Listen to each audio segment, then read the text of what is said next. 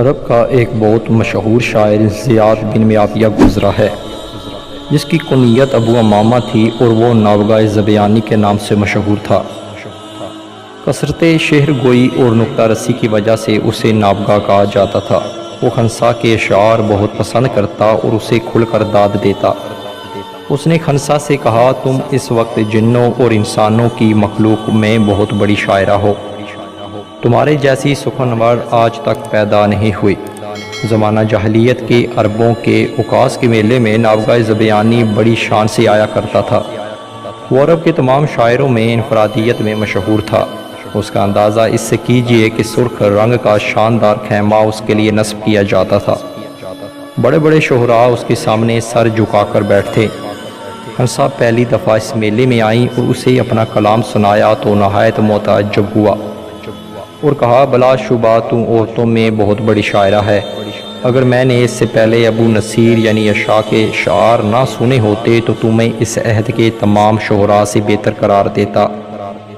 منقول ہے کہ اس وقت حضرت حسان بن ثابت بھی وہاں موجود تھے، جنہیں دور جاہلیت میں بھی عرب شعراء نے عظیم شاعر گردانا تھا، اور پھر زمانہ اسلام میں انہوں نے رسول اللہ صلی اللہ علیہ وآلہ وسلم کی مدعائی میں جو اشعار کے، ان کا تو اسلامی تاریخ کی شاعری میں کوئی جواب ہی نہیں۔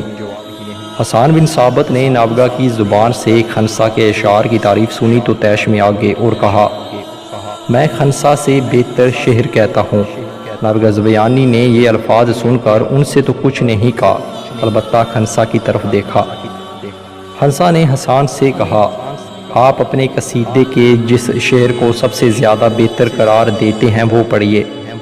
حسان بن ثابت نے فوراً شعر پڑھا جو ان کے نزدیک سب سے اچھا تھا، جس کا ترجمہ کچھ یوں بنتا ہے، ہمارے پاس بڑے بڑے صاف شفاف برتن ہیں جو چاشت کے وقت چمکتے ہیں، اور ہماری تلواریں بلندی سے خون ٹپکاتی ہیں۔ شعر سن کر خنسا نے کہا، یہ شعر 7 مقامات پر بلندی سے گر گیا ہے۔ اب وہ مقامات کی نشاندہی کرتی ہیں کہ اگر ان الفاظ کی جگہ یہ الفاظ ہوتے تو شعر اور زیادہ قابل تعریف ہوتا۔ حسان بن ثابت رضی اللہ تعالیٰ عنہ یہ سن کر حیران رہ گئے۔ عرب کی اس نامور اور مشہور شاعرہ کا سلسلہ نسب 7ویں پشت سے عرب کے شعراء افاق شاعر امرؤ القیس سے جا ملتا ہے۔ بڑے بڑے جلیل القدر شاعروں نے اس کی عظمت شاعری کا لویا مانا اور فصاحت و بلاغت کو خراج تحسین پیش کیا۔ جریر عہد بنو امیہ کا مشہور شاعر تھا، جو 110 ہجری میں فوت ہوا۔ اس سے جب پوچھا گیا کہ عرب کا سب سے بڑا شاعر کون ہے تو اس نے جواب دیا، اگر خنسا کے اشعار میری نظر سے نہ گزرتے تو میں عرب کا بہت بڑا شاعر ہونے کا دعویٰ کرتا ہے۔ اسلام کی آوارد جب علاقہ نجد میں پہنچی اور خنسا کو نبی کریم صلی اللہ علیہ وآلہ وسلم کی بعثت کا پتہ چلا اور معلوم ہوا کہ نبی کریم صلی اللہ علیہ وآلہ وسلم اور آپ کے صحابہ کرام مکہ سے ہجرت کر کے مدینہ منورہ تشریف لے گئے ہیں، تو انہوں نے اپنے قبیلے کے کچھ لوگوں سے بات کی اور مدینہ منورہ پہنچ گئیں۔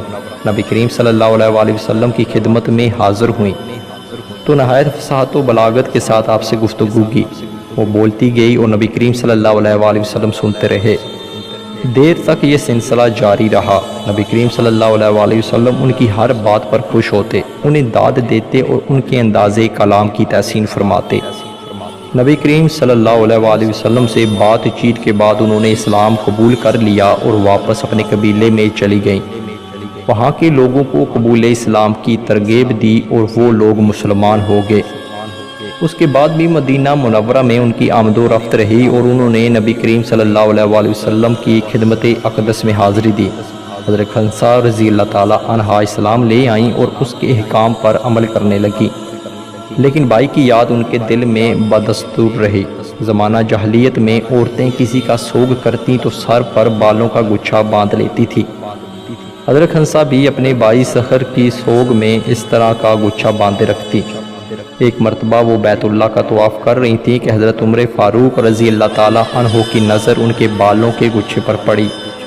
انہوں نے ان کو بلایا اور فرمایا، اسلام اس قسم کے سوگ اور افسوس کی اجازت نہیں دیتا۔ امیر المومنین، جس غم اور افسوس میں مبتلا ہوں اسے میں ہی جانتی ہوں، خدا کرے کوئی عورت اس قسم کے شدید غم میں مبتلا نہ ہو۔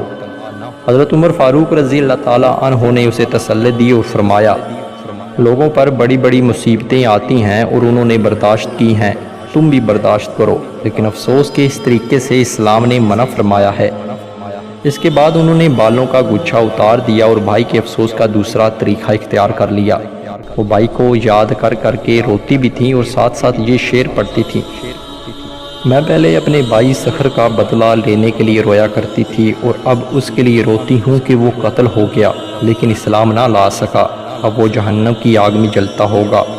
حضرت عمر فاروق رضی اللہ تعالیٰ عنہ کے دور خلافت میں جب قادسیہ کا معرکہ کارزار گرم ہوا تو خنسا رضی اللہ تعالیٰ عنہ اپنے چاروں بیٹوں کو لے کر میدان جنگ میں پہنچی اور انہیں محاذ پر روانہ کرتے ہوئے نہایت شجاعانہ اور پرجوش تقریر کی۔ حضرت خنسا رضی اللہ تعالیٰ عنہ کے یہ بیٹے جنگ قادسیہ سے پہلے بھی کہیں جنگوں میں حصہ لے چکے تھے اور دادے شجاعت دے چکے تھے، اب جنگ قادسیہ میں یہ شہید ہو گئے تھے۔ بعض روایات میں ان کی شہادت جنگ جرموک میں بتائی جاتی ہے۔ ان کی شہادت کی خبر خنسا رضی اللہ تعالیٰ عنہ کو پہنچی تو کہا، اللہ کا شکر ہے جس نے مجھے ان کی شہادت کے شرف سے نوازا۔ حضرت خنسا رضی اللہ تعالیٰ عنہ نے جنگ قادسیہ کے 7 سال بعد حضرت عثمان رضی اللہ تعالیٰ عنہ کے عہد خلافت میں وفات پائی۔